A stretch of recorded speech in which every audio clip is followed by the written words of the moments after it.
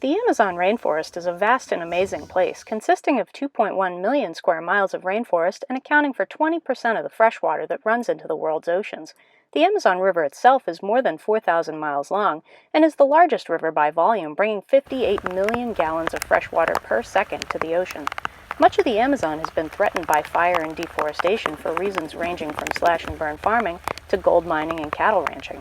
These industries destroy delicate rainforest habitat in ways that it cannot recover from, and therefore the best way to protect this delicate habitat is to prevent its destruction in the first place.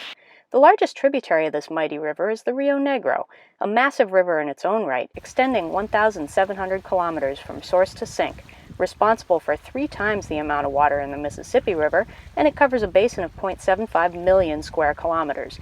The Rio Negro is the largest tributary in the world. The Rio Negro basin is also largely undisturbed by many of the destructive industries that threaten the rest of the Amazon. Since the 1950s, the aquarium fish industry of the Rio Negro has provided sustainable livelihoods to rural families in this area, creating stewards of the rainforest who protect the habitat because it is their source of livelihood. Many species of fish that live in the flooded forest have boom and bust populations related to water levels, which can fluctuate by more than 10 meters, or 33 feet, and as floodwaters recede, many fish are trapped in the flooded forest. Rural families collect these mostly doomed fishes and sell them into the aquarium trade. This promotes the protection of habitat because these people know that the returning populations of fish each year depend on a healthy, thriving forest and river ecosystem, and they know that the fish will not thrive if the environment is not cared for.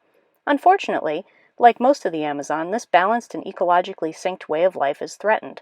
Since its peak in the 1990s and early 2000s, the aquarium fish trade of the Rio Negro has been threatened with collapse, not from a depletion of fish populations, they're just as plentiful as ever, but from a changing global market that increasingly leans towards captive-raised sources of fish, despite the obvious environmental benefit of these gently collected wild-caught fishes.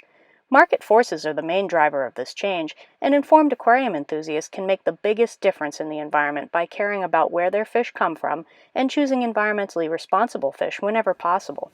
In this case, the wild-caught fish provide vastly important conservation outcomes by providing up to 60% of the economy of this area and providing economic incentives for environmental protection.